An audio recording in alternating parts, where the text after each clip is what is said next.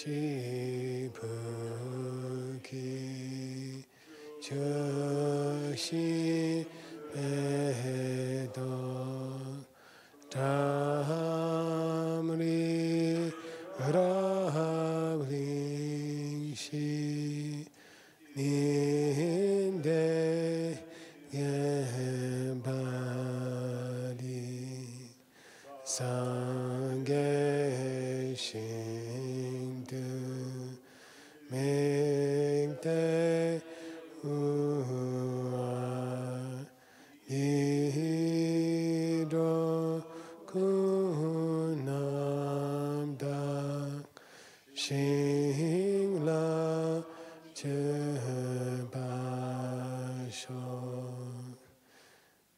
Irangunu Radha Telakam Heyatayami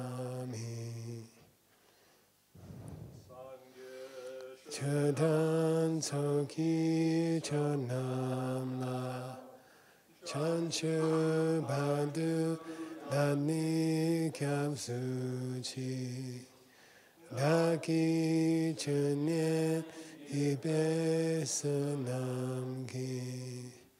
Dola Penchi Sangye Basham Chadan Soki Chanamla Chanchu Badu Dani Kapsuchi Daki Chenyen Gibe Sanamki Dola Penchi Sangye Dubasho Chadan Soki Chonamla Chanchu Badu Dani Kyamsuchi Daki Chenye Ibe Sanamki Dola Penchi Sangye Dupasho.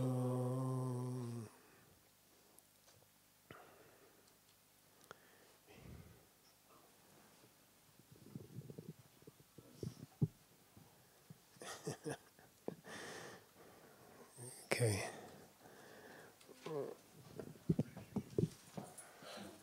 I'll keep it off to the side. I'll talk like Al Pacino. Make my day. Oh, all right.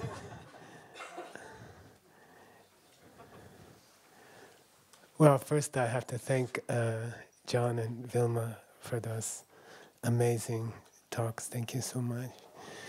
And I feel like an investor who's getting his money back.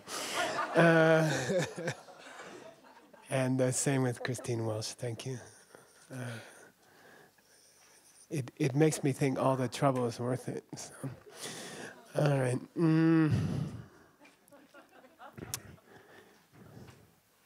A couple of announcements first. There's been, you should hear it. You're not supposed to hear this kind of stuff, but you know, I can't keep my mouth shut. So, solar is finally taking off in Arizona, which is the sunniest place on Earth. And I believe it will be Sonora, which is a new country which is half in Arizona and half in Mexico, right, Paula? Sonora, our new country, half in U.S. and half in Mexico. I believe that will be the place that generates the most power for the world in the next 30 years or something. So, but up till now, solar has not been popular in Arizona. Nobody that I know has a solar hot water heater. In Beijing, it's required.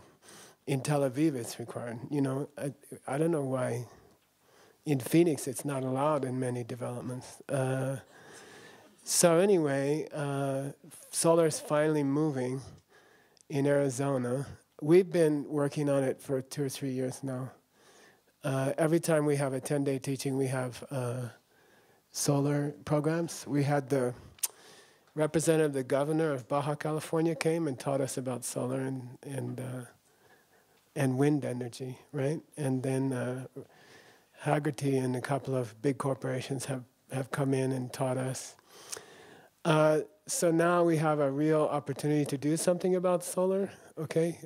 Which is that the electric company in Arizona, APS, Arizona Public Service, has objected to the current subsidies for solar.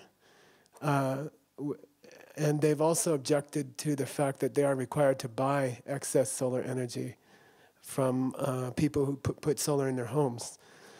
And because they're not making as much money. So they've already instituted a $20 a month fee for selling them electricity. And now they're trying to reduce or remove the subsidies for homeowners to put solar on their homes. I had to do mine in a rush because they'll be cut. The subsidies will be cut. And they're trying to get out of buying the electricity, the excess electricity. But the idea is they store it and then they send it back to you at night and things like that. So anyway, very luckily, we can do something about it. And I think Buddhists who talk about helping the world, if they don't go to these things, they're not serious. So luckily, on our day off this week, which is Wednesday, at 9 a.m., the Arizona Corporation Commission will hold a hearing to decide whether to stop the subsidies and whether to stop requiring APS to buy electricity from solar. So really it will affect whether solar happens in Arizona. It will affect whether pollution increases from continued coal use and oil use. Oil will run out. We have a student who's the HR manager for DuPont of all of Asia, Jeffrey Zhou in Taiwan, and their official prediction is 2021, I think, for the end of oil. So it's really improper and crazy for a company just out of desire for profit should lobby for stopping these programs that help solar. This is the best place in the world for solar energy. So anyway, citizens have the right to address the commission. It's at 9 a.m. You want to write down the address? You should come, okay? Like if you're going to come to my teachings next week, that's one of the teachings, okay? And have to come, okay? We just all should come. Pull out your suit and tie or holy shirt. Which one? Suit and tie. Comb your hair. Okay. That's 1200 West Washington Street, 9 a.m. They probably held it early on a weekday. I don't know why. Okay? And we should show up. Okay? So I want to see our Tucson friends. I want to see everybody there. Okay? Because otherwise it's just all blah blah. Okay? Here's your chance. Okay? We should go. Okay. We should be polite and what do you call it? Stubborn. We should show our stubborn seeds. Okay. All right. Too much. Yeah. If you write letters, we'll take them. Yes. Okay. All right. Also, there will be a film that evening made by our Sangha in Mexico City.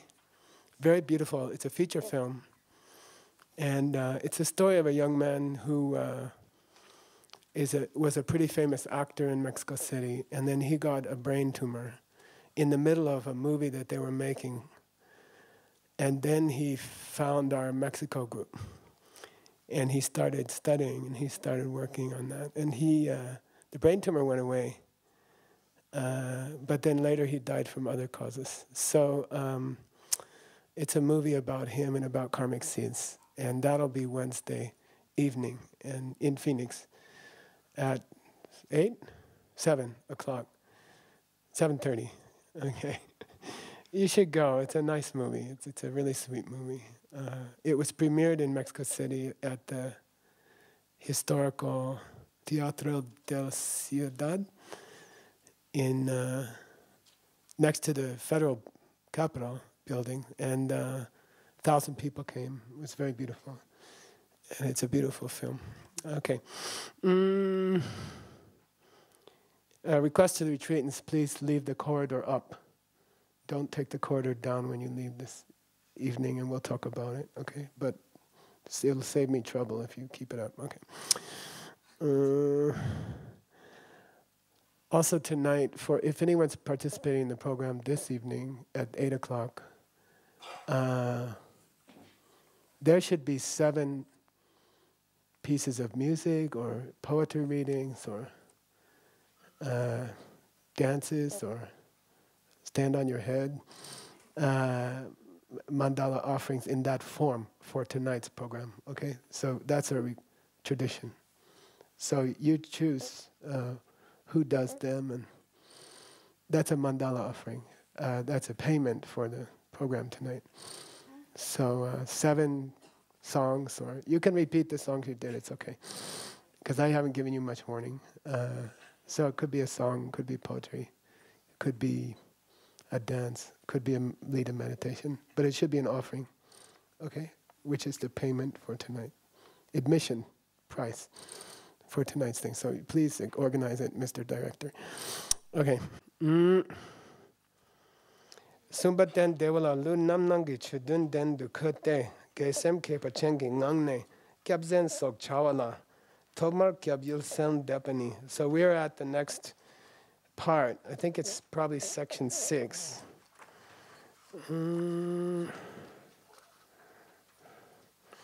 Yeah, in your book. If you didn't get a book, we ran out of them because not everybody registered who's here. I don't know how to get people to register. We gave up a long time ago. We're like, how many tortillas should we buy? And they're like, somewhere between 10 and 300. You know? Well, how many people registered, you know? It doesn't help. Anyway, I don't know what to do. Anyway, please register, okay? It's just really painful. And it means everyone doesn't get a book. It means they didn't get a book. 6 of them didn't get a book. Not to make you feel guilty. Okay. The third preparation is to seat yourself upon your meditation cushion and place your body in the 7-point posture of Vairochana, the angel of appearances. Put your mind into a particularly sacred mood. Then start the practices which begin with going for refuge. For this, we first bring to mind the vision of the places of shelter. So the third of the 6 preparations in our lineage, in our tradition, for a meditation session on the Lam Rim classically, about the Lam Rim, steps of the path to enlightenment, is to prepare a meditation seat, sit down properly in the proper meditation posture, and then prepare your heart with 2 practices. One is called Gyamdo, taking refuge, going for shelter. And then the second is called Semke, which is bodhicitta, or thinking about how we could affect the world. So these are 2 inner preparations, in addition to a bottom preparation. What's bottom? What's bottom in Chinese? How did it come up? Who was there in China? Oh, anyway. Piku. Somebody said, this will pique my interest, and the translator said bottom. Anyway. So how to arrange your bottom on the seat. Okay. So we're going to go, to the text, to the larger text, the liberation in your hands. And we'll take some highlights out of that text. All right, here we go. Tengi gyab toshin dum mawa shikchate. the back of the seat classically should be higher than the bottom of the seat. Nick said it nice today. Oh, sorry, Johnny O. In the meditation he led, which was so beautiful this morning, that the knees should be below the hips. Okay, that somehow the seat should put your knees below your hips. For most people, everybody's body is different. Everyone has different joints, and for you it might be different. But that's classic. There's a particular ne, right? Crucial significance to that in the tantric practices, in the secret practices. So, there's a importance to getting your spine straight in the tantric practices. Okay. Dekyang. Also, Tun Ringbo Dekyang, also if you sit for a long time, Pong Minawa, your bottom won't hurt. Okay. Tengi Ok Sakar Ki Yungdun Chukor De Chi. Then it's a tradition in India, ancient India, to draw a swastika under the seat. You know, I remember in our temple in New Jersey, we had swastikas on the Lama's throne, where His Holiness would sit or his teacher sat.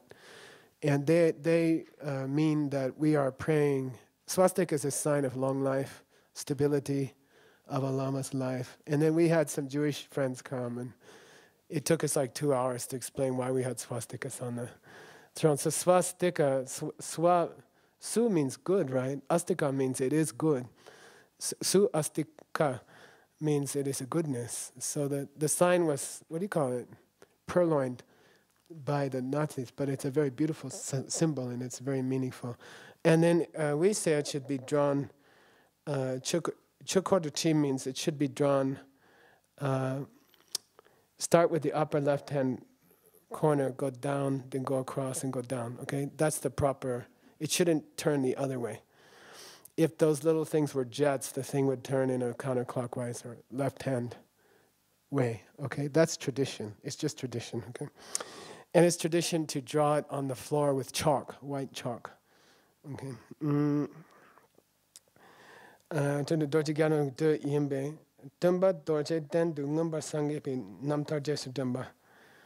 it's also meant to recollect how the Buddha himself attained enlightenment at Bodh Gaya, whose old name was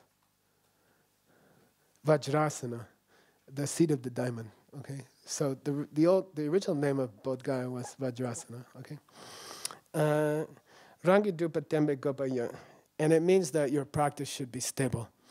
It helps make your practice stable.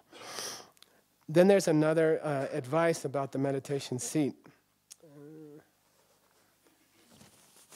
Kusha Dini Tsangshin Ge. It's a very famous quotation. If you've been doing a lot of fire offerings, homas, you know, when you put the kusha in, this grass, sacred grass, you say a verse which starts with that line, Kusha Dini Tsangshin Ge. The kusha is both purity and goodness. The kusha represents purity and goodness. So there's a special grass in India called kusha, and you can buy it in the United States very easily because they make brooms out of it. So if you would like some kusha, go to an Indian grocery store, they're everywhere, and ask for a kusha broom. And they'll be like this long, a hand broom that you bend over and you use like that, okay? So you can buy them, it's easy. It's nice to have, it's traditional to have kusha grass under your meditation seat. So if you can find it, it's good. It has a very sweet smell. And by tradition, it has been used by yogis for many centuries.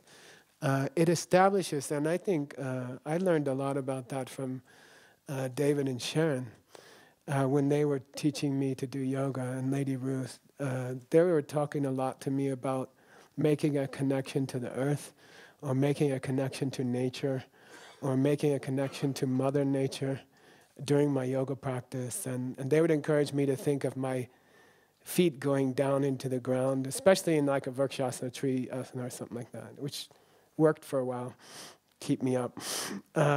So that's a very good tradition, that you have a connection through the kusha grass to nature, to the nature around you, and to the earth, and to Mother Earth, Mother Nature. And that's a very nice tradition. So under your meditation seat, it's a tradition to put kusha grass. Kusha grass comes green, and then after about a year, it gets brown. And then traditionally we burn it, and then we put some new grass under there, green one. Okay, so it's a very sweet smell, and it establishes connection to Mother Earth. Okay, it's a very nice custom. Then we are supposed to take the 7-point posture of Vairochana. Okay, Vai means various, and various comes from that. Roch means light. R's and L's get interchanged in Sanskrit, so it came into, it went from Roch to Loch, and then Loch is like Loka, or world, meaning the shining world. And then it came into Latin as lux, or lucid, or lucent, pellucid, translucent. So it means, Vairochana means the one who appears in many aspects, okay, physically. And that's the Buddha who is related to the purification of your body, okay, of the 5 parts of a person, what we call the 5 skandhas, or 5 heaps. The first is your physical body. And this Buddha, Vairochana, relates to the purity, the purification of your physical body. Right now, your physical body is made of blood and bone and flesh. And I don't know about you, but when I'm doing a lot of yoga, I feel good in my body, and I feel, connected and happy with my body.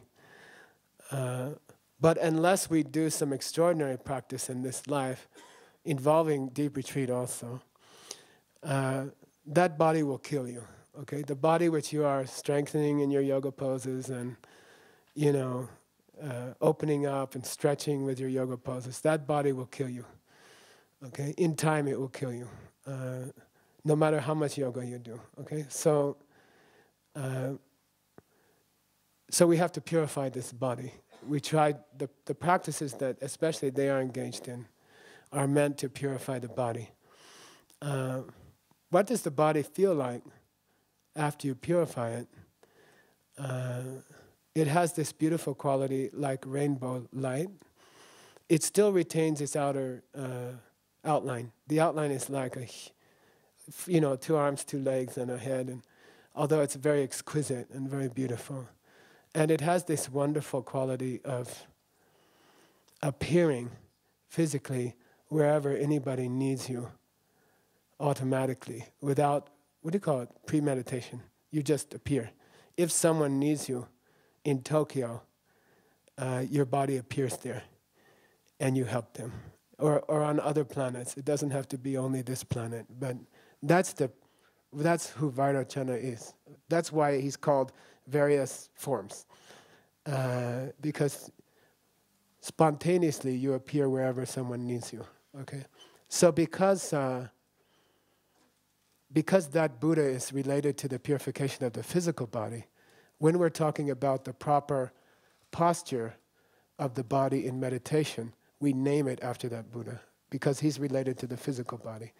And so when we're talking about the proper physical posture for meditation, it's called the 7 points of Vairochana. So I'm going to go through the 7 points of Vairochana. Sometimes there are 8, and we'll talk about that. Okay. Number 1, the legs should be put in a comfortable position. Okay, that could be a full lotus. I was very impressed with Earl yesterday. The most I ever got up to full lotus was an hour in 3-year retreat. Then it was like, oh. So it could be a full lotus, it could be a half lotus, it could be sukhasana, okay? A lot of the reason to have asanas in the old days, asana means meditation sitting. It's related to the word as, seriously, because you sit on it. And so asana means seat. And originally the yoga poses were largely meant to assure that you were comfortable while you were sitting for long periods of meditation. That was the original reason for asana practice. So any comfortable place that your legs can be in, okay? If you have knee problems, if you have leg problems, if you have lower back problems, then for God's sake, sit in a chair. Sit in a comfortable chair. A lot of people find then that a nice trick is to put a rolled up yoga mat under your feet. So try that. If you have problems sitting, if you have knee problems or it's uncomfortable to sit in a cross-legged position, then there's no, it doesn't matter at all if you sit in a chair. You don't get extra points. Earl gets extra points, but other people don't, okay? You don't get any extra points for a full lotus. Okay? Just the idea is that you can park your body and leave it. Okay? So if you take a pose to meditate in which causes you pain, then you failed in taking your pose for meditation. Okay? You should park your body and leave it. And if there's something in the body, like a car alarm going off, after you park the car, then you failed in choosing, in selecting a way of sitting. Okay? The idea is that the body is there, left parked there in the parking lot, and the heart goes somewhere else. So don't take a posture in meditation which will hurt after half an hour. The car alarm will go off in half an hour. It looks good to other people. It doesn't help you at all. Okay? So just relax. Relax, as our friends used to say. Okay, I saw him do that to somebody. Okay, the hands. The position of the hands is the second of the 7-point posture. Buddhist tradition, is to put the left hand down first, and then put the right hand on top of it, and then to touch the thumbs together somehow. I tried for years to get the thumbs to stay up. And they didn't, they would flop down, and then I felt guilty. We're all really good at feeling guilty about our practices, aren't we? Extremely good at that. So if you want to stick with the thumb thing, move your elbows forward, and the thumbs will stay up. That's something I learned with most skeletons, okay? And then I also learned it probably doesn't matter, and you can just let the thumbs flop down. Okay, so left hand down first, right hand down on top of it. It's very appropriate if you want to take a chin mudra. If you take that, I used to sit like that because it felt like it looked cool. And but then later I learned that it hurt my back so push your hands. If you take a chin mudra with your hands, pull them back on your thighs towards your torso and puff your chest out. And then pull in your tummy and tuck your tailbone, which are almost contradictory, but you have to figure it out. Okay? Pull your hands toward like if your back is really straight, your hands can't be like this. I don't think so. Okay? And they have to be like this. Okay? So try that when you take you can just choose about your hands. My personal body that I'm in right now, if I sit like that, my hands fall asleep after a while. So I found that if you rotate the hands slightly so that the thumbs are up, you see, try that. And they don't fall asleep so much. It doesn't look like the classical thing, but for me it works better. My hands don't fall asleep and they don't hurt. Okay, okay. Number 3. Your back should be, quote, as straight as a stack of coins. David told me a nice story one day, David Life. He said, he was in India and he was doing yoga and so he meditated, and some teacher looked at his posture and said, you're not sitting straight. And then he said, you'll never get to enlightenment, ever. It's impossible. Your spine is not correct, and your spine has a natural curve in it, okay? So let's just live with that. They say straight as a stack of coins, but it never will be, okay?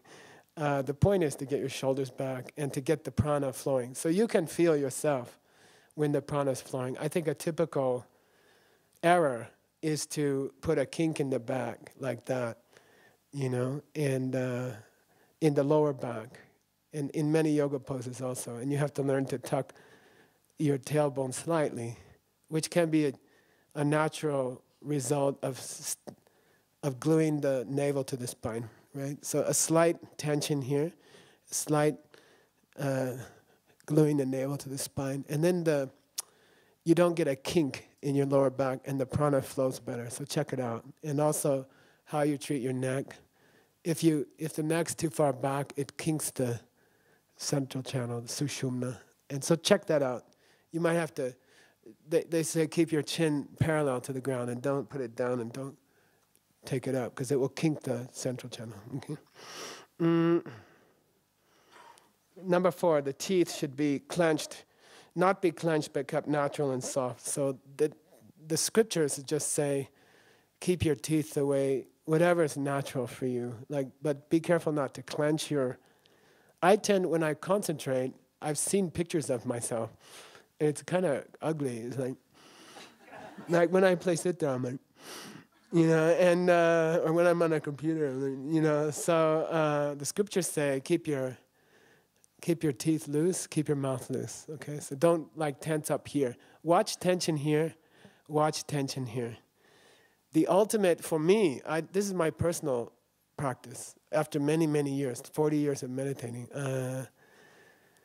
I find that if I check in with my eyelids, and if I find any tension in the eyelids, then I'm tense, and it will hurt the meditation. Okay, so my final flight check thing in meditation before I go inside is to check my eyelids, and I let them go. It's like when you're doing a forward bend and you got your head up, you're tense with your head, so you just let your head fall.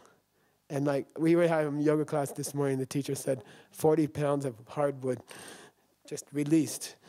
Let your head drop. When you're meditating, let your eyelids, if your eyelids are relaxed, the rest of you probably is, okay? Then the tendency is when you start to meditate, everything tenses up again. The moment you pick your object, the moment you go to your object, then everything you just checked in with reverts back to tension, So do the flight check on all the parts of your body. Is the forehead soft? Are the eyes soft? Is the mouth, the corners of the mouth soft? Are the shoulders soft, Is the stomach tucked in slightly? Are the hands not tense, Then take your meditation object and start meditating. Then check in again with all those, that the concentration hasn't caused you to tense everything up again, okay? Because it will. All right. Then there's all this thing in the scriptures, part 4 is, it says, Gen means your palate, and it's that you should park your tongue softly against the upper palate, and then you won't get thirsty and you won't swallow. And I just never figured it out, so you work on it. You let me know. Okay, I still have to swallow from time to time, and it's supposed to keep your mouth from getting dry. So maybe if you had I don't know, a couple months left in a long retreat, you could play around with it and let me know. Okay. There are actually 3 parts to number 4. Teeth not clenched, lips held loose and natural, and the tongue slightly touching the top of the mouth. These are 3 parts are considered number 4. Okay. Number 5, keep the chin parallel to the ground. So it is believed in the Buddhist tradition that I had a friend who meditated like this, and according to Buddhist tradition, then your mind would get distracted. You start thinking about lunch or what somebody said to you 20 years ago. That's the nice thing about getting old, because you can think what they said 30 years ago or 40 years ago, which I do. So anyway, don't meditate. They say if you keep your chin up too high, the mind will get distracted. And if you drop the chin too low, you'll get tired, you'll get sleepy. You can use that. Like a throttle, if you're getting sleepy, you can bring it up a bit. And if you're getting too distracted, then bring it down a bit. And try it. It works, kind of. Okay, all right. Also, that also includes, be careful not, I have a friend who meditates like this, don't tilt the head either way. Try to keep the head centered. If you want to know, it's interesting, your emotions, the situation on the side channels, Ida and Pingala, over the length of your life, they will twist your head to one side or the other. If you're a more angry person or you're a more desireful person, it will affect your, what do you call, carriage of your body, and your body will change. And you can have a friend look at you when you're in Shavasana. Okay, so I think David used to tell me about that, and I tried to learn what he was talking about, and I think I got some of it. You can see a person, you can watch a person in Shavasana, and they will tilt their head to one side or the other like this. And when they're at rest, when they are totally at rest, a lifetime of either wanting or being angry has twisted their body, and they're not equal anymore. It's not, what do you call that? What do you call it? Same on each side. Symmetrical. They're not symmetrical anymore, okay? Then you have to like pull their head back. If you're like massaging their forehead, you have to like, so watch that. Watch that when you meditate, okay? Try to keep the head equal. Okay. Not like that, all right. What number are we on? A, B, C, D. 6, okay, number 6. This is about how you keep your eyes, okay? And I experimented with many things over many years' time. I personally, if I glue my eyelids shut, I get sleepy. Duh. Because your body was, conditioned over your entire life that when you shut your eyes for more than a few minutes, you're supposed to go to sleep. So I personally get dull if I close my eyes all the way. So I encourage you, and the book encourages you, to experiment with cracking them open slightly, okay? And then you either keep the eyes down, but not focus on anything, or you can keep them up, park them up there. You can look at your third eye or something. Be careful it doesn't stick there. You can park them up, or you can put them down and not focus on anything. When you put them down, it's hard not to focus on anything. I personally found that if I had a paisley altar cloth, it was very distracting to keep my eyes cracked open down. But I found this trick that if you choose a color altar cloth, which is, if you're meditating in front of your altar, if the altar cloth is a solid color, and an ordinary solid color, that you can open your eyes slightly and keep your eyes down. And of course that means you have nothing moving in the room. And for me, you have no letters in sight. Magazines, newspapers, book spines in sight, in your peripheral vision, because I'm attracted to letters. So, okay, that's how you keep your eyes. So you have a choice. As with everything, as with a meditation cushion, you should experiment, okay? Everybody's body is different. There is no, what do you call it? Doctrine, or what do you call that? What's worse than a doctrine? Oh, you're not supposed to say anything. There's no like dogma that tells you how you have, which they were like woof woof, that tells you how your meditation seat should be, okay? I have a friend, Dieter Gavistler in New Jersey. He swears by 2 thick pieces of wood. And it just looks so painful to me. I tried it once, and I couldn't stay on that for 2 minutes. And he stays on it for hours, and he says that's the best thing. And other people like these big, puffy cushions with things under their knees. And, I personally, if you want to know what you have to do, no, just kidding. I like the barley-filled ones, because I can take out barley or add barley, depending on how my butt's doing. And personally, I find those very helpful. But you decide, okay? I think if you're traveling a lot, like if you work for DCI or something, it's nice to have a small barley-filled meditation cushion. It's good to travel with your cushion, so I think it's nice to get a lighter one and a smaller one, and it'll have the vibes of your bottom on it. And you know, some people just pull up any pillows are bad; they get you sleepy. If I meditate on a pillow, it's not a good idea. If you meditate on your bed, it's not a good idea. Okay, like get down on the floor, and that's nice. Make sure the floor is warm enough. I personally I very much like those big square, I think I got one here, yeah, cushions that are under your knees also, because I have bony feet and bony knees, and that's why I never wear shorts, because I'm so embarrassed for you to see. And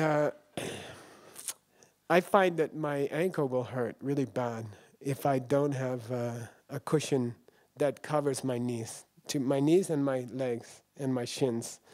So to me, ideally you should have two cushions, one for the whole legs and bottom, and then another one to hold the bottom up. Okay, and then you must experiment.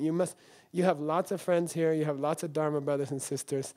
Ask them, can I use your cushion during Geshe-la's next talk? You know, let me check out your cushion and see if it works for me. And even if you found one which is fairly comfortable, keep experimenting, keep going, keep trying to find the holy grail of meditation cushions, okay? And one day you'll find it, you know, and then that'll be it. You'll use it forever, okay?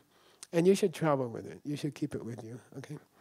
It's also a commitment. It's another 3 pounds on the 50-pound limit, and it means I consider my meditation serious, important, okay?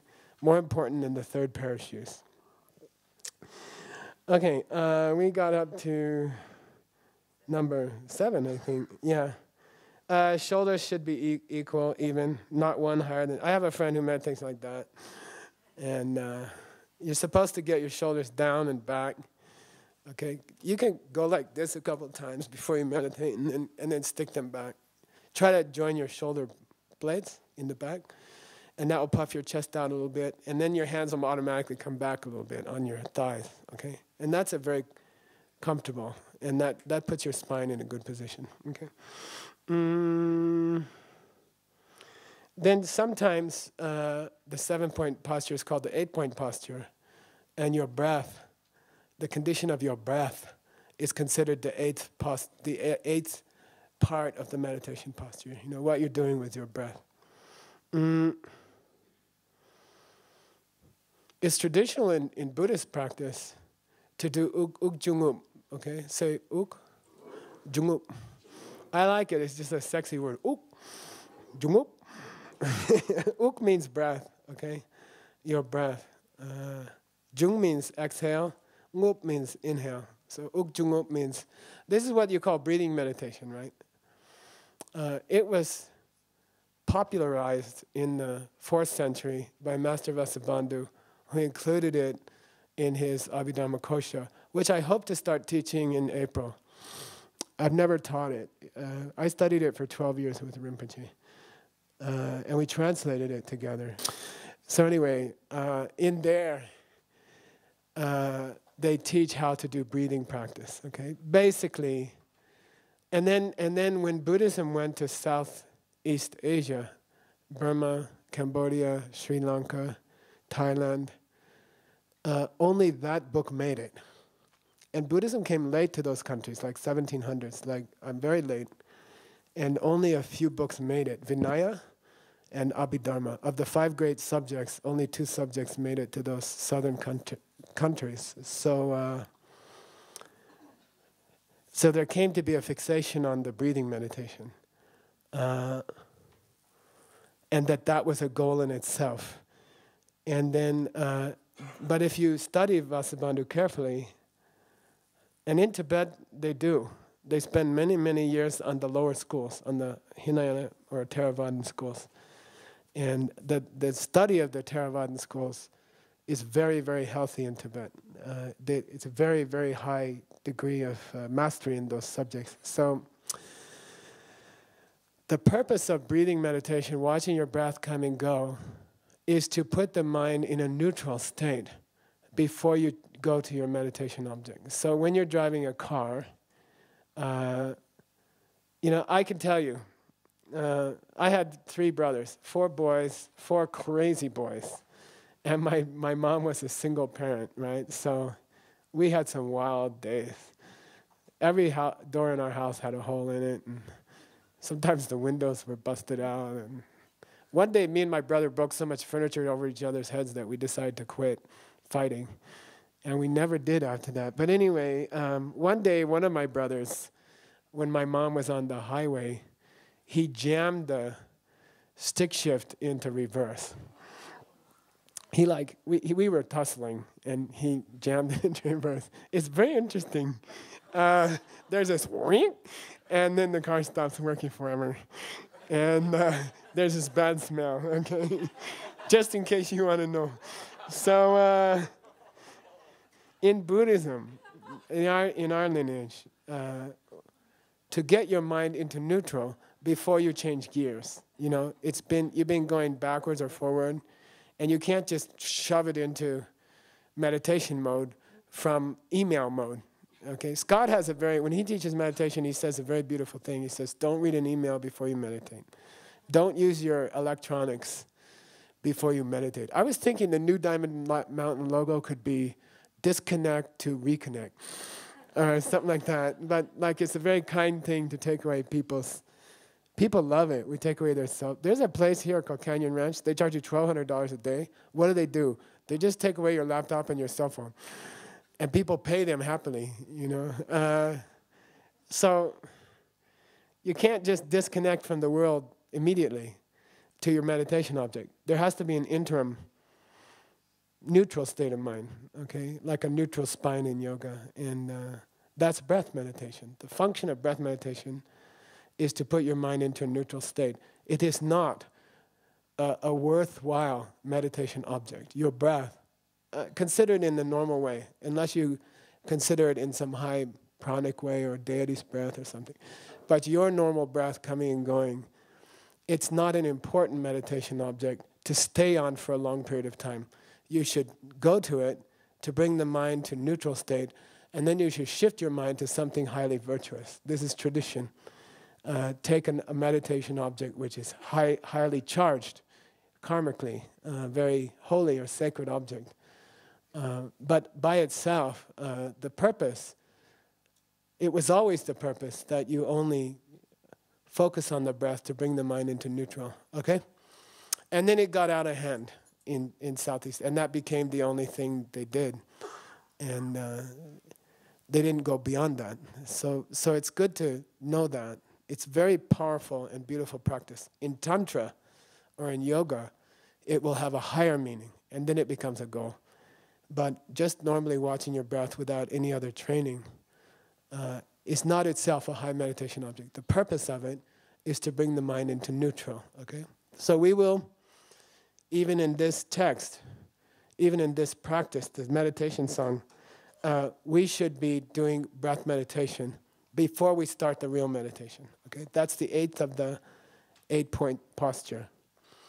And when you're watching the breath, you can, enhance the exhales. And then the inhales will take care of themselves. So concentrate on the exhales, make them longer than usual, and then you will have some good pranic results. It will help your concentration. So follow your heartbeat is a very common method. When you get better, you can follow the sound of air molecules hitting your eardrum. Okay, you can try either one, okay? Or later you can follow the sound of the blood moving through your body. Okay, follow those sounds and bring the body to a state of neutral, okay? Like as you get more quiet, you will go through those stages. At some point you'll be able to hear your blood moving through your eardrums, or you'll be able to connect very strongly with your heartbeat, and then follow it and get the body quiet and get the mind quiet, okay? With those sounds, with those inner sounds, nada. Okay? But those come with practice, and they come with... Practice means regular, okay, every day. Anything you do every day, you get good at. Anything you do for 4 hours every 5th day, you get bad at. So Just every day, just get on your cushion, okay? Just have a goal. In the diamond business, it was very interesting. Every 6 months I had to, what do you call it, evaluate my employees. I had a couple hundred in New York and I had 800 total, and I'd have to go in and fight for their raises, and the boss would say, okay, are they smart? I'd say, yeah. And are they work hard? Yes. Are they creative? Yes. Is their hand on the pad? Okay. Hand means when you're sorting diamonds, you sort thousands of diamonds every day, and your hand is on the pad, and you have this little eyeglass, and you got tweezers. But if your hand's not on the pad, which means if you're in the bathroom, or you're having coffee, or you're talking to somebody, you're like this, and your hand's not on the pad. So, and if I said, no, they don't have their hand on the pad that much, he wouldn't give them a raise. Didn't matter what else. He said, I don't care what else they do. If the butt's not on the meditation cushion, nothing else matters, okay? The butt has to make contact with the cushion once a day, okay? That's all. It's just that simple, okay? And then you can make excuses or you can blah, blah, blah. If the butt doesn't meet the cushion once a day, you cannot get enlightened, and you cannot make progress in this path. Not possible, okay? The butt must touch the cushion. Okay, then if it touches, you'll probably meditate. Okay, I have gotten up after the butt touched the cushion without meditating, but it's not very common. Okay.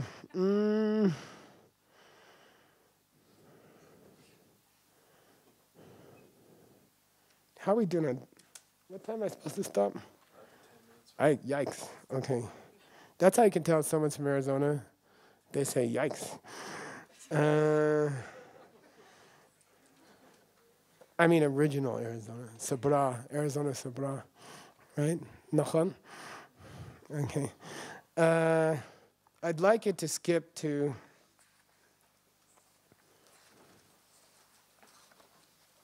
where are they?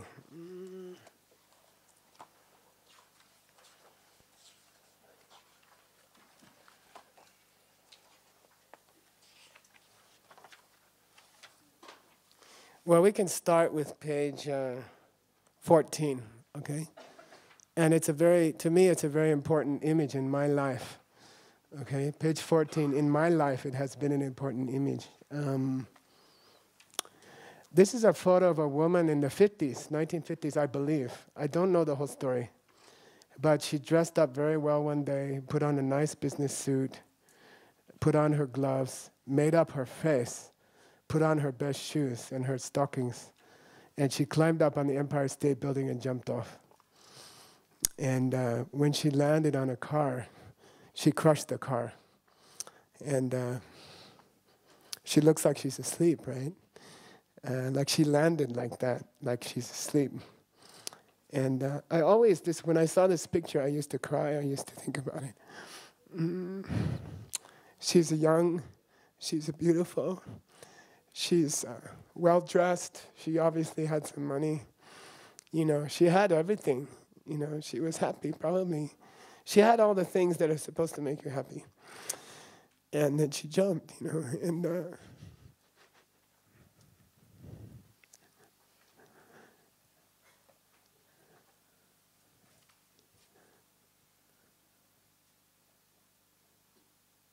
so that's the condition that most people are in, okay? They don't have any refuge.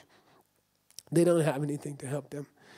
You can say we don't do so well, or you guys, you're so good at, your island is like Jewish. They're guilty all the time about their practice. And, you can say I had a hard time meditating, or my practice is not so great, or, we had an upset in our group. Or you can say all those things, and they are true. We had all these things have happened, But Dharma, to have the Dharma to fall back on as a support for your life, to have some kind of hope in life, there's nothing like that. There's nothing else, okay? You have something that other people don't have, and it's refuge. So, you can give up this training. You can go away. You can do something else. But you have this training. And when you need it, it will serve you. And other people don't have it. When the cancer comes, they can't do anything. All they can do is just suffer. Like when an animal gets very sick, They can't even talk to you. You know the animal's sick, but you don't know what hurts, or they can't say it. They just suffer helplessly. And all people are like that also. Okay? They have nothing. When it comes down to it, at the end, which it always comes to, they have nothing. They have no hope, and they have nothing to help them. Okay? Unless you have some kind of spiritual practice, there's nothing. Okay? And then you might as well jump. That's what I think of when I think of her, when I look at her. I made this book, we made it to lay down flat when you're meditating. Sometimes you can just stop there and stay there with that photo and think about other people. They don't have anything, maybe we are imperfect, or the path is not perfect, or we mistranslated the fourth verb. And I'm not perfect, but we have something, we have something valuable, and we have a protection, okay? It's a kind of protection. And it explains the world, okay? So now, after you've seated yourself correctly, you are supposed to put your mind into a certain state of mind. It's called Kunlong Chöpa. Say Kunlong Chöpa. In the Buddhist tradition, before you start a meditation, and I was first trained in the Jiva Mukta Yoga, and that was very wonderful because they're very big on this. When you start a yoga session, you must Kunlong Chöpa. Kunlong means your motivation or your intention. Chöpa means you must set it. You have to set your motivation for the yoga session or for the meditation session. And even I think I was trained in some ballet briefly, and it was very interesting. They say the first move you make decides all the rest. Be very conscious of the first move you make in a ballet dance or in a practice, in a bar, because then everything else will be the same. So if the first move is sloppy, the rest will all be sloppy. It's true. Check it out sometime.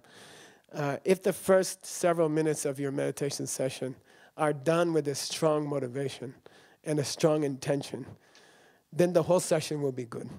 And if you're sloppy on the motivation at the beginning of the session will be sloppy. Okay, that's just the way it is. The first few minutes of the meditation session are the most important. Okay, you have to set your motivation. Motivation picture is on the next page, is it? Next, 2 pages later, maybe. Yeah, okay. And then that's enough. That's all we'll do tonight. What page is that? With the umbrella.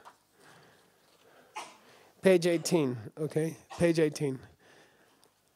I just kind of wanted to make a visual thing that would remind you of where you're supposed to be, okay? There are 2 parts to the motivation that you're supposed to have, okay? As you enter a meditation, there are 2 parts of the motivation. Number 1, well, we can go backwards, okay? Because we're going to talk about it tomorrow night, but you should understand that every person in the world has been your mother, okay? In a past life, countless times. You have drunk your baby's milk from the breast of every person you've ever met in this life. Especially the people you don't like, okay? I try this practice. It's very powerful for me. If I'm having trouble with somebody, I try to go back to the moment that I was drinking milk from their breast, or they were drinking milk from my breast, okay? And it's very powerful. It kind of breaks, there's this illusion that they're a bad person, or there's this illusion that you hate them, or you don't like them, or they hassle you. And then the minute you give them a couple drops of milk, it's all over, or you drink some from their breast, and then all the reasons to dislike them melt immediately. It's some very, primal thing. Once you've drunk milk from somebody's breast, you can't dislike them after that. So use it, okay? That's the basis of bodhicitta, right? That's the basis of love for the world, okay? Everyone has fed you. There's nobody you can ignore, okay? And when you think there's someone you want to ignore, picture yourself drinking from their breast. That's why I put this picture here. Okay? That's why I want you to remember, every time that's you, okay? Or that's the person you don't like. And you are feeding them, or they have fed you, okay? Just go there. The minute you have a problem with somebody, go to that picture. Page what? 18? And it will dissolve. The whole problem will dissolve. Oh my God, they fed me, you know? I have sucked milk from their teat, you know, nipples, and many times, okay? They kept me alive. And then whatever problem you're having right now will pale in significance to that, okay? It just won't matter anymore. By the way, at the age of 60, I can confirm that all problems fade away eventually. You know, we were trying to remember the other day the name of this person in New York who gave us a lot of trouble before we came to Diamond Mountain. And for God's sake, for the sake of us, we couldn't remember their name. But at the time, it was the most important thing in our life, you know. And now we were all concentrating in the car and trying to remember their name. We couldn't remember their name, you know. And it's always like that, okay. Every problem you have, you'll forget it after a while. So why not forget it now? You know, you know, with somebody, just forget it. Okay, you hurt me yesterday. I'll pretend I'm living 20 years from now and I can't remember your name. You know, and then you can think about nicer things. You only have so many thoughts. We were in the prison, you know, and like we were talking about it with the prisoners. You only get so many thoughts in this life. They are numbered. There's a number on how many thoughts you will have. Why waste them on people you don't like? You know, I refuse to. You know, people are like, Geshe Michael, I heard this thing about you. They're just like the skunks under your house, you know, and no, and I just refuse to think about it. I'm like, no, I will not spend 5 of my life's thoughts on those people. I refuse, you know. I'm going to think about my teacher or my lama or what's my next flower project, you know. I refuse to give them my time, my precious holy time, you know. They don't, well, anyway, okay.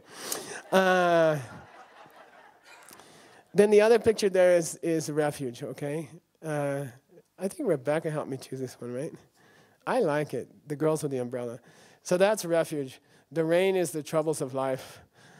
Okay, I had a person came to me, don't think I'm talking about you because it could be 500 others in the last 3 months who are having trouble with their partner, okay? And they're like, should I get some space from them or not? You decide. I always get this. That's why I lost my hair. You know, you decide, Geshe-la, you know, should I get some space from my partner or not, you know? And what's the right thing? What should I do? I respect that they ask me, you know. I respect that they see me as a teacher and they think I would know what to say, you know. So, but in our tradition, when you have a rain dropping, you get an umbrella, okay? And they look how happy they look. They're like giggly under their umbrella. Okay, it took so long to find giggly people under an umbrella. They're protected from the rain. They don't have to worry about the rain. They have an umbrella. Okay, what is your umbrella? It's worldview. Okay, people now, all these people are like karma and emptiness. Geshe-la, I don't like karma and emptiness anymore. I'm like, why? And they, I don't know, they give me these weird answers. But karma and emptiness means, worldview means, the world is coming from you. Where? From where? Things you did to people in the past, okay? These people, I say, do you believe in karma? They say, yes. What % do you believe in karma? How much of the stuff around you is coming from you? I don't know, half. You know, and then that's just illogical. That's silly to say half. You see what I mean? The people I don't like aren't my fault, but the people I do like are my fault. You know, like it's just silly. All the good things that happen to me, I deserve. And all the bad things that happen to me, I don't deserve. You know, it's like so weird. It's so bizarre, you know. That's karma and emptiness. Either everything's coming from you or nothing's coming from you, okay, honey? It's like... okay, and guess which one it is, you know? Everything's coming from you. Every little thing that happens to you is coming from how you treat other people. Okay, that's all. Then if you're having trouble with your partner, should you get some space or shouldn't you get some space? Okay, which one? Which one's right? Okay, which one's right? If you want it to rain tomorrow, should you eat an M&M without a nut inside or with a nut inside? Tell me. Geshe, tell me, you're my lama. You know, should I eat an M&M with a peanut inside or without a peanut inside? And which one's going to make it rain tomorrow? No, think what it feels like to have thousands of people asking you these things. You know, and I'm just like, look at them, and I'm like, gee. You know, it has nothing to do with that, okay? Getting space is like the M&M without the peanut. Not getting space is like the M&M with the peanut. And it don't matter which one you do, because it's not going to make it rain tomorrow. Because guess what? They're not connected. There's no relationship between the two, okay? Struggle to comprehend that. Struggle, struggle, struggle, struggle. Fight. Don't give up. Don't quit and go get a job in a Circle K somewhere. I mean, really. Keep struggling to understand that. The stuff, it doesn't matter what you do. It doesn't matter if you do get some space from your boyfriend or you don't get some, it doesn't matter. That's not going to do anything. It doesn't have any connection with it. If you want your boyfriend to be nicer to you, you have to be nicer to other people. That's all, okay? That's all. And I'm never going to give any other answer, so stop asking me, okay? Okay? No, it just drives me crazy, you know? I was going to hire a Dharma bouncer. I met a guy in New York. He was pretty good, that guy. The guy at the talk in January, Mark helped me, right? This is this guy, you know. And I was going to keep him next to me, and if somebody asked me again, you know, should we get some space or should we not get some space? I'd say, you know, I'd go to the guy, and then he'd just pick him up and throw him out of the door, you know. Come back later when you understand worldview. Okay? Everything's coming from you. You can make anything you want to happen in the whole world by changing yourself, okay? And that's the only way you can change anything, okay? If your boyfriend doesn't listen to you, then guess what? How to fix it. Listen to other people more, okay? If your boyfriend doesn't show you affection, be more affectionate to strangers, okay? Or, you know, be nice to strangers, okay?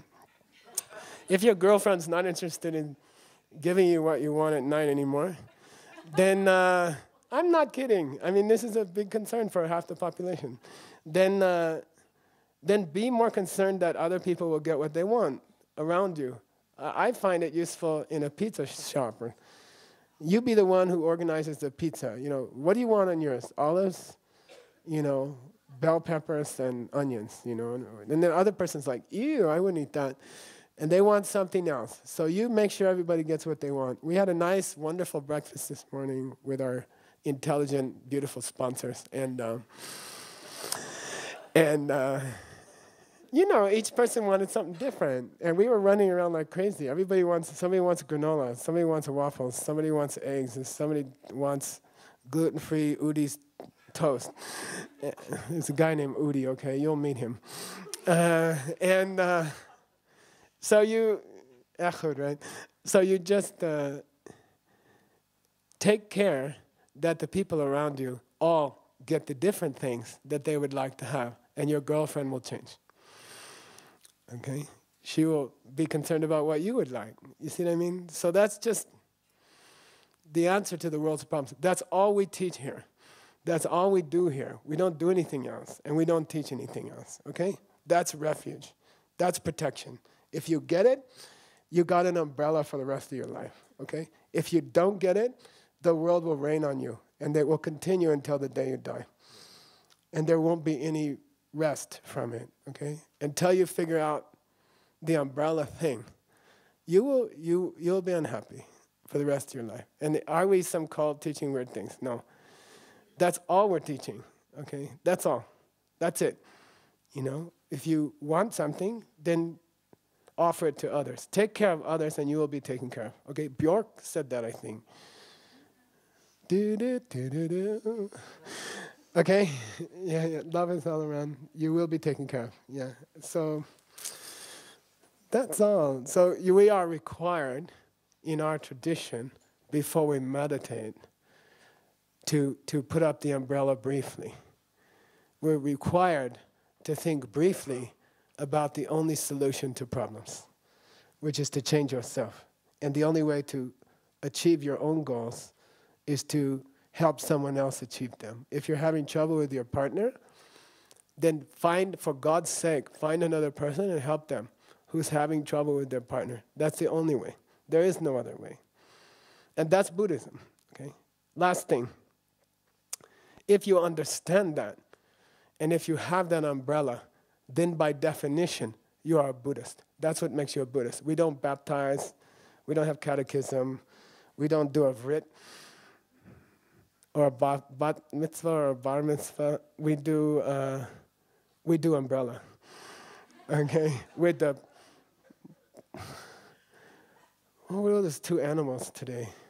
Porcupine and who was the other one? Who was Vilma's animal? I was just thinking I had to remember two animals. No, the good one. Huh? No, there was a good one. Maybe it was the ants. I think it was somebody else. Anyway, you need the porcupine and you need the other one when I remember, okay? If you have that understanding in your mind, whatever you profess other than that, you are a Buddhist. And if you don't have that understanding in your mind, it doesn't matter if you wear red robes and you do a 3-year retreat. If you don't have that understanding in your mind, you are not a Buddhist, okay? That's all. That's what makes a person a Buddhist. There's a joke in Tibet, a true story, that this yogi who could read people's minds was sitting in a group of a couple thousand monks at Sera, and the abbot of Sera was sitting on the throne, and he turned to the other monk and said, "Our abbot is not a Buddhist." Okay? I can read his mind. You know, when he gets trouble from somebody, he will spend sleepless nights wondering whether he should argue with them or ignore them. Okay? And both answers are wrong. Should he get space or not? Both answers are wrong. Okay? He should stop doing what he's doing that the other person's doing. Okay? That's all. If you understand that, you're a Buddhist. So what happens now? A question for you. Then I'll stop, I promise. Almost.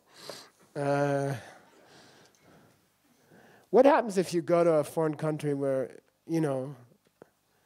where Buddhism is not allowed, or in practice it's not allowed, or it's discouraged, or whatever. And you give a talk to 500 business people, and you get them to believe that the only way to have a good relationship or to have financial prosperity is to give it to someone else. If they all start to believe that, what happens? They're all Buddhists. Okay, I love that. I sit there and like, okay, and then you give a talk to a Buddhist group and nobody gets it. And they're not Buddhist, okay? I'm not making it up. This is the definition of, this is what makes a Buddhist, okay? So we are required, before we meditate, to spend a few moments reviewing this idea in our mind. The world is coming from me. What I need, I should provide to others, okay? What I hope for, I should provide for others. What I don't like in my life or my boyfriend, I should stop doing to others. That's all. That's umbrella. Got it? You're just required to review that concept for a few seconds before you meditate. And somehow, that's gonna make your meditation perfect, okay? Got it? Okay. And then the breast thing, okay? The mom thing. Got it? Those two thoughts are required for us in our tradition before we meditate. We are getting on the seat and having those two thoughts are joined together as the third meditation preliminary. They are all three are required before you go on. You cannot go on You must sit down in a certain way, and you must sit down your mind in a certain way, and then you're allowed to meditate. Got it? That's what this book's all about. Beseden? Gamor? Hakol beseden? Miakos? All right. You ready, Venerable Phil?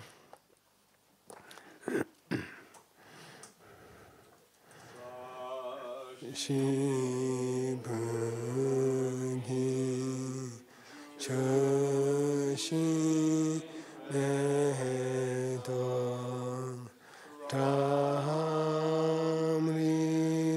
Rahmi Shi Inde Yebadi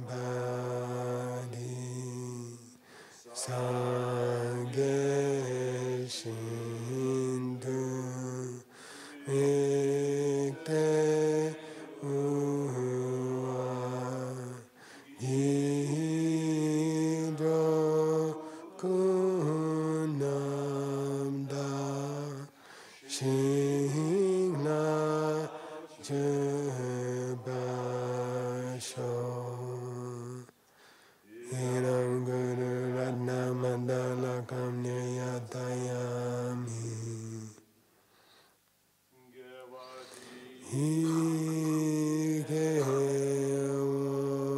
Hikewokan Sanaha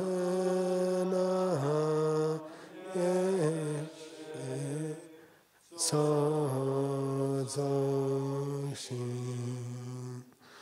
Sanaha Yeshe Nechuhe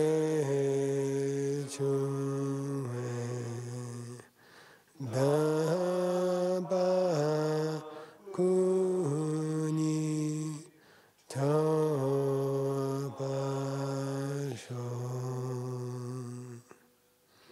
Chusam Chorim Boche Make Panam Ki Yochi Ke Panyam Pame Paya Kone Kondu Pewa Shom